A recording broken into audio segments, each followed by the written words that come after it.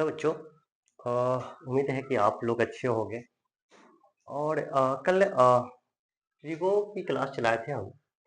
तो एक कमेंट आए थे कि सर आप ना पहले कंसेप्ट को क्लियर कर दीजिए, फिर आप पढ़ा आगे बताइएगा, ठीक है। तो पहले हम लोग जानते हैं, चलिए ट्रिगो के बारे में समझ लेते हैं कि ट्रिगो होता क्या है और ट्रिगो को पढ़ना क्या है और क्या क्या चीज इसमें पढ़ना होता है, ठीक है। चलिए, त्रिकोणमिति जो होता है ना, त्रिकोणमिति एक में हम फिगर बनाते हैं पहले। चलिए, फिगर बना और त्रिकोणमिति का जो है, जब कोई परिभाषा बोले कि त्रिकोणमिति किसे कहते हैं, तो उनको बोलना है आपको बस इतना ही कि जब किसी त्रिभुज के तीनों भुजा के बारे में अध्ययन करने की क्रिया को हम क्या बोलते हैं? त्रिकोणमिति बोलते हैं। त्रिभुज के तीनों भुजा के बारे में अध्ययन करना ही त्रिकोणमिति कहलाता है, ठीक है। चलिए हम लोग अध्ययन करते हैं, इसके बारे में जानते हैं। सबसे पहले देखते हैं कि इसका कुछ नाम देते हैं इसका, ठीक है।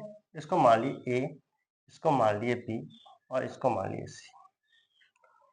ये जो लंबा जो है समकोण बनाने वाली भुजा है, समकोण आप पढ़े होंगे, समकोण त्रिभुज किसे कहते हैं?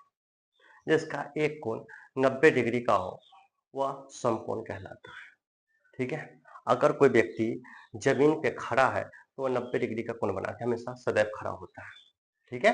तो ये आपका 90 डिग्री, इसको हम लोग बोलते हैं बेस, इसको बोलते हैं हम लोग आधार। नीचे वाले को क्या बोलते हैं? आधार बोलते हैं, ठीक है। इसको बोलते हैं लंब, इसको बोलते हैं कर्ण, ठीक। अब ये भी आपको पता होगा कि त्रिभुज के तीनों कोणों का योग 180 डिग्री होता है, 180 डिग्री होता है। और तीनों कोणों का योग अगर 180 डिग्री होता है तो समकोण जो बनाती है जो भुजा वो 90 डिग्री का होता है। अगर यह 90 डिग्री का होगा तो दो भुजा का भी योग 90 डिग्री का होगा, क्योंकि टोटल तो 180 डिग्री होता है। तो अगर यह थीटा होगा, अगर यह थीटा होगा तो ये क्या हो जाएगा? 90 डिग्री माइनस थीटा होगा, क्योंकि अगर ये थीटा है तो 90 डिग्री में से अगर थीटा को घटा देंगे तो बाकी वही बच जाएगा, क्योंकि यह तो 90 डिग्री ऑलरेडी है। 90 डिग्री ये है तो ये दोनों बोले 90 डिग्री। मान लो कि थीटा का मान अगर 35 डिग्री है, 35 डिग्री है, तो 90 में से अगर 35 घटाएंगे तो बच जाएगा हमारा कितना? 55 डिग्री। तो ये 55 डिग्री जो बचा वही तो हमारा ए है। तो 55 और 35, 90 और 90 180। तो बोल सकते हैं त्रिभुज के तीनों कोणों का योग कितना होता है? 180 डिग्री होता है, ठीक है। समझ गए? लंब, आधार और कर्ण। एक व्यक्ति आए थे जिनका नाम था पाइथागोरस, ठीक है। पाइथागोरस, पाइथागोरस ने दिए थे, उन्होंने इसको सिद्ध किया था और बोला था क्या कि कर्ण जो होता है ना, जो लंब और आधार को जोड़ने का जो योगफल निकलता है, उसके रूट करने के बाद जो निकलता है योगफल, जो निकलता है वही उसके बराबर होता है। मतलब कहने का मतलब ये था, उनका कुछ फॉर्मूला दिए थे कि कर्ण अगर निकालना हो, कर्ण हमेशा बड़ा होता है, कर्ण हमेशा बड़ा होता है। क्या लिख सकते हैं? हमेशा बड़ा होता है। किससे? बाकी दो भुजाओं से, हमेशा बड़ा होता है बाकी दो भुजाओं से। तो कर्ण को निकालने का बोले थे कि कर्ण का जो स्क्वायर होता है, कर्ण का जो स्क्वायर होता है वो हमेशा लंब का स्क्वायर प्लस आधार के स्क्वायर के बराबर होता है, ठीक है। लंब का जो स्क्वायर होगा वो लंब और आधार के स्क्वायर के बराबर होगा, ठीक है। उन्होंने पाइथागोरस ने बनाया। उन्होंने फॉर्मूला देखिए, सिद्ध करते हैं और इसके बाद देखते हैं सिद्ध करके। जैसे मान लें कि कर्ण हमारा 8 सेंटीमीटर है, आधार हमारा कर्ण दिया नहीं, छोड़िए, कर्ण दिया नहीं। आधार अगर 5 सेंटीमीटर है और 4 सेंटीमीटर लंब है, तो यह हो जाएगा लंब कितना, 4 का स्क्वायर प्लस 5 का स्क्वायर बराबर कितना, 16 प्लस 25 कितना हो जाएगा, 41। ठीक है, कर्ण का स्क्वायर, तो कर्ण बराबर क्या हो जाएगा, कर्ण बराबर हो जाएगा, स्क्वायर है तो स्क्वायर हटा तो रूट चेहरा, तो कर्ण कितना हो जाएगा, रूट अंदर 41 हो जाएगा। उन्होंने बताया कि हमेशा कर्ण जो होता है ना, लंब और आधार के योग के बराबर होता है। अगर लंब निकालना हो, अगर लंब निकालना हो तो क्या करेंगे, कर्ण में से आधार को घटा देंगे, लंब निकल जाएगा। अगर आधार निकालना हो तो फिर कर्ण में से आधार को, लंब को घटा देंगे, आधार निकल जाएगा। कुछ फॉर्मूला है जो हम इसको आप लिख देते हैं। ठीक है, चलिए, अगर आपको कर्ण निकालना हो तो कर्ण निकालना का फॉर्मूला हो जाएगा आपका लंब का स्क्वायर प्लस आधार का स्क्वायर का रूट, क्योंकि स्क्वायर हटा तो रूट चढ़ा। अगर लंब निकालना हो तो हम क्या बोले थे कि कर्ण में से आप घटा दीजिए, कर्ण का स्क्वायर माइनस आधार का स्क्वायर, ठीक है, का रूट। अगर आधार निकालना हो तो फिर कर्ण में से आप घटा दीजिए किसको, लंब। ये आपका फॉर्मूला हो गया। कर्ण से कर्ण निकालना हो तो लंब का स्क्वायर प्लस आधार का स्क्वायर का रूट कर दो, आपका कर्ण निकल जाएगा। लंब निकालना हो तो कर्ण में से घटाओ, आधार निकालना हो तो आपको कर्ण में से भी घटाना होगा, क्योंकि कर्ण सदैव हमेशा और दोनों भुजाओं से बड़ा होता है। ठीक है, चलिए, इतना तक तो क्लियर हो गया। ये दिया था पाइथागोरस। ठीक है, अब आगे चलते हैं। कुछ फार्मूला है इसके बेसिक पे निकालने का, वो हम लोग देख लेते हैं। ठीक है, चलिए,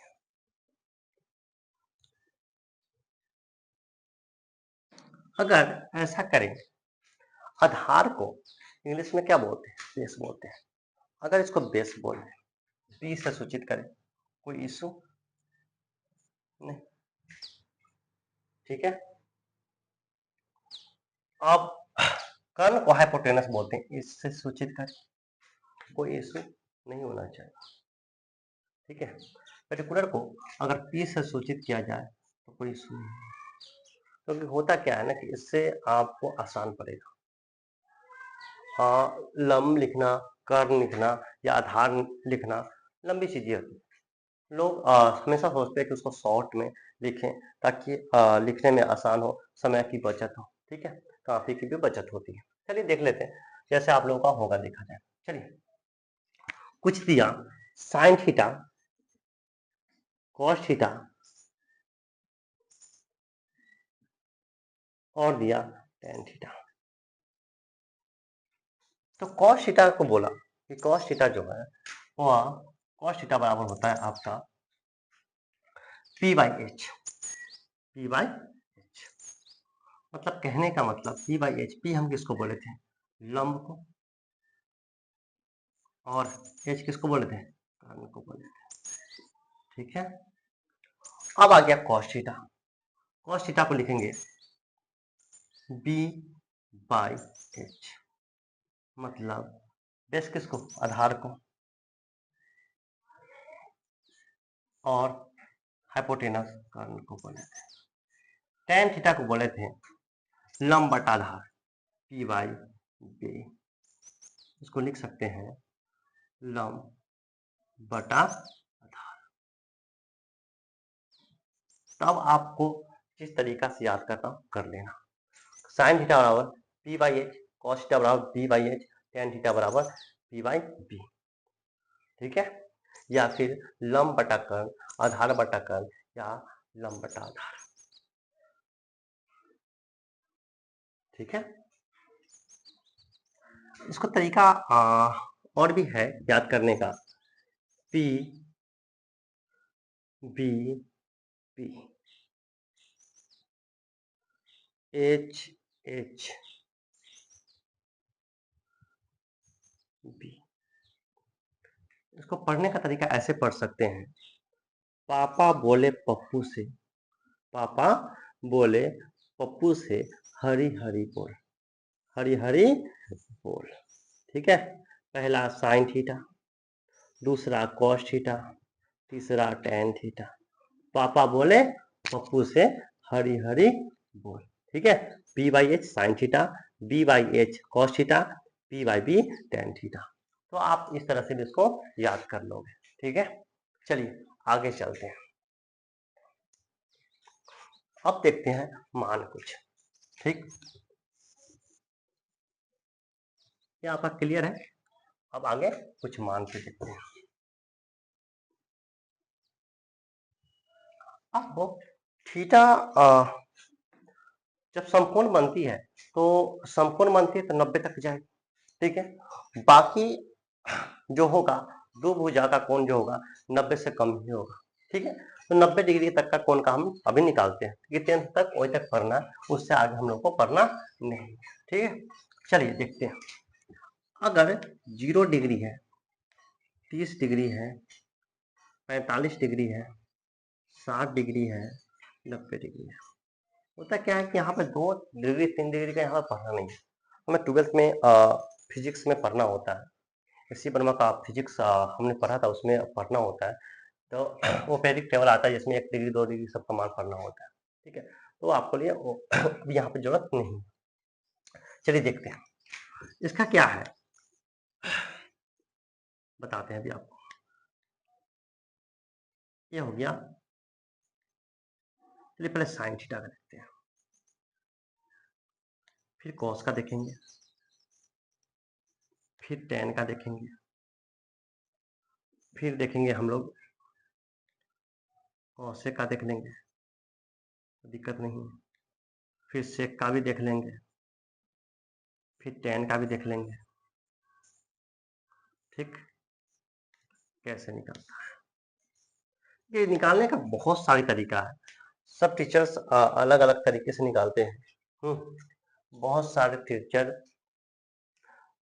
फिंगर पे निकालते हैं, कुछ रूट से निकालते हैं, करके निकालते हैं। ठीक, और याद करना है तो सिंपल है कि एक को हम हमेशा बोलते हैं कि एक को बस आप लिख लीजिए, याद कर लीजिए, फिर बाकी सारा का सारा आपका क्लियर हो जाएगा। साइन 0 का मान ना 0 होता है, 30 का 1/2 होता है, 45 का 1/√2 होता है, और 60 का √3/2 होता है, और 90 का 1 होता है। इसका ए मान होता है।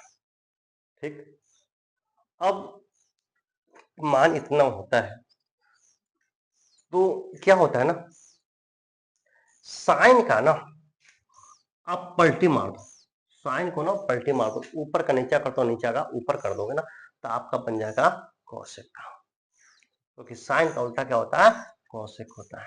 चलिए देखते हैं, तो क्या होता है कि पलटी मार देना, तो यहाँ पर सिर्फ आप इसको अपरिभाषित कर दो, कर दिए। अब देखो 1/2 है तो 2 हो जाएगा, यह √2 हो जाएगा, ये 2/√3 हो जाएगा, और 1 का 1 हो जाएगा। साइन का उल्टा कोसेक, पलटी मार दिए, 1/2 तो 2/1, रूट ऊपर चला गया, रूट 2/√3, 1 का 1। ठीक, अब देखिए क्या करना है, साइन का मान 90 डिग्री का जो होता है ना, वही कॉस का मान होता है 0 का। आप इसका उल्टा चलिए, पीछे से चलिए। ठीक है, आप मान और रखते चले जाइए कॉस में, देखिए 1 का 1 रखते हैं, √3/2, 1/√2, 1/2, इधर 0, काम खत्म। और कॉस का उल्टा आपका क्या हो जाता है, सेक हो जाता है, कॉस का उल्टा सेक हो जाता है, मार दीजिए पलटी। चलिए 1 का 1, 2/√3, 1/2, √2, 2, और ये हो जाएगा आपका कॉस का उल्टा अपरिभाषित। दूसरा तरीका, अगर कॉसेक का मान अगर आ गया तो सेक का मान अगर 90 से अगर चलते हैं फिर भी इसका मान निकल जाएगा। जो 90 का है वो 0 का है, 60 का है वो 30 का, 45 का 45 है ना। बस उल्टा चल जाइए, पीछे से चलिए, इसका मान निकाल सकते हैं। तो तरीका तीसरा, tan का उल्टा, सॉरी tan का उल्टा तो cot होता है, इसको cot लिखते हैं। चलिए, tan का उल्टा cot होता है। tan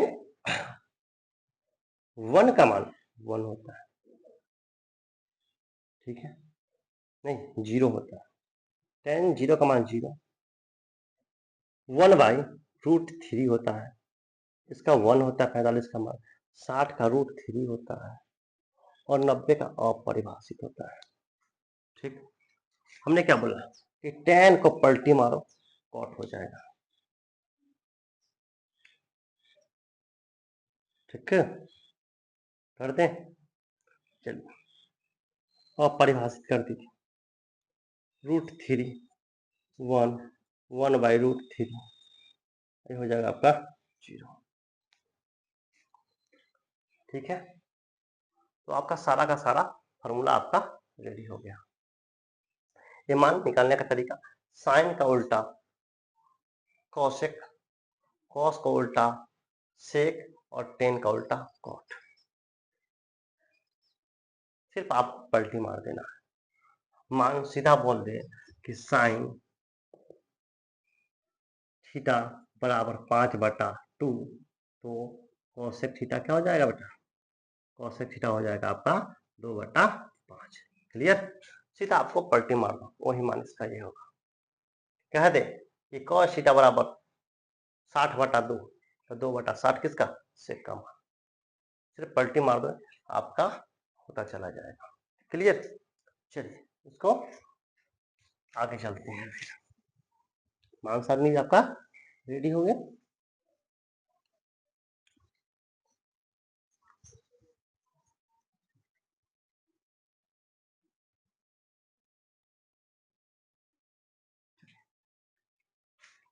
अभी जस्ट बोले कि साइन थीटा जो होता है ना, वह कॉस का, साइन जो होता है कॉसेक का उल्टा होता है, तो कॉसेक का उल्टा होता है। ठीक है, तो साइन जो होता है कॉसेक का उल्टा होता है, तो हम लिख सकते हैं sine theta by 1/cos theta, लिख सकते हैं। तो अगर ऐसा लिख सकते हैं तो ऐसा भी तो लिख सकते हैं, sine theta into cosec theta बराबर 1, कोई इशू नहीं होगा। अगर कॉस थीटा बराबर 1/sec थीटा होगा, तो cos theta into sec theta बराबर 1 तो लिख सकते हैं। इसको एक चीज और लिख सकते हैं भाई, क्या लिख सकते हैं, कॉसेक थीटा बराबर 1/sin थीटा भी तो लिख सकते हैं, या इसको क्या लिख सकते हैं, कॉस तो हो गया, सेक थीटा बराबर भी तो लिख सकते हैं, सेक थीटा बराबर 1/cos थीटा लिख सकते हैं। अगर tan थीटा बराबर 1/cot थीटा है, तो इसको तो ए भी लिख सकते हैं,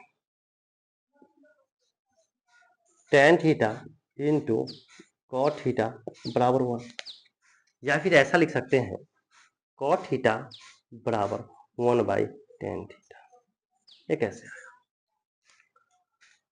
कैंसिया गुना होता है, आप लोग जानते होंगे, कुछ नहीं तो एक है, साइन को कॉस से गुना करेंगे, तिरछा गुना, तो साइन इंटू कॉस थीटा, एक में एक से गुना करते एक हो जाएगा, कोई दिक्कत नहीं है। कॉसेक थीटा है, जब यहाँ पर आ गया, यहाँ पर आ गया, तो इसको भी उठाकर तो बटा में ला सकते हैं, वही बटा पे ला दिया, तो कॉसेक थीटा बराबर 1/sin थीटा। वो टर्म हमने सारा को अपनाया, सारा को अपनाया और सारा को अपना कर देखा, सारा का फॉर्मूला मिलते जा रहा है। ठीक है, और आगे फॉर्मूला पे हम लोग चलते हैं। चलिए,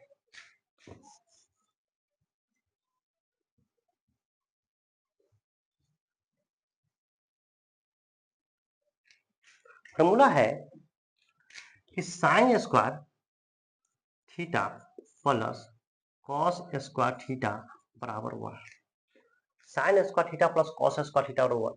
तो इसको ऐसा लिख सकते हैं कि साइन स्क्वायर थीटा बराबर 1 माइनस कॉस स्क्वायर थीटा लिख सकते हैं। फिर इसको ऐसा भी लिख सकते हैं कॉस स्क्वायर थीटा बराबर 1 माइनस साइन स्क्वायर थीटा। ठीक है, इसको एक चीज और लिख सकते हैं, ऐसा है इसको तो ये भी लिख सकते हैं कि कॉस थीटा बराबर 1 माइनस साइन स्क्वायर थीटा का रूट, स्क्वायर हटा तो रूट चढ़ा। ठीक है, तो साइन थीटा भी बराबर तो लिख सकते हैं साइन थीटा बराबर 1 माइनस कॉस स्क्वायर थीटा का रूट, ये भी तो लिख सकते हैं। है फॉर्मूला निकालना आसान? तो फॉर्मूला को निकालना ना बड़ा आसान है, ज्यादा फॉर्मूला होता नहीं है, फॉर्मूला को ना बनाया जाता है, खुद से रेडी किया जाता है। तो ऐसे ही सारे फॉर्मूले होते हैं जिसको देखना है धीरे धीरे आपको। ठीक है, तो हमको लग रहा है कि अब आपको त्रिकोणमिति समझ में आ गया, त्रिकोणमिति होता क्या है। ठीक है, बस त्रिकोणमिति बता दिए कि त्रिभुज के तीनों भुजाओं का अध्ययन करना ही त्रिकोणमिति कहलाता है। ठीक है, एक इसमें लंब होता है, एक आधार होता है, एक लंब होता है, एक आधार होता है, एक होता है कर्ण। ठीक है, और कर्ण जो होता है वो बाकी दोनों भुजाओं से हमेशा बड़ा होता है। ठीक है, और आगे कोई भी त्रुटि हो आप कमेंट करना, फिर उस पर हम लोग वीडियो बना के अपलोड करते रहेंगे। ठीक है।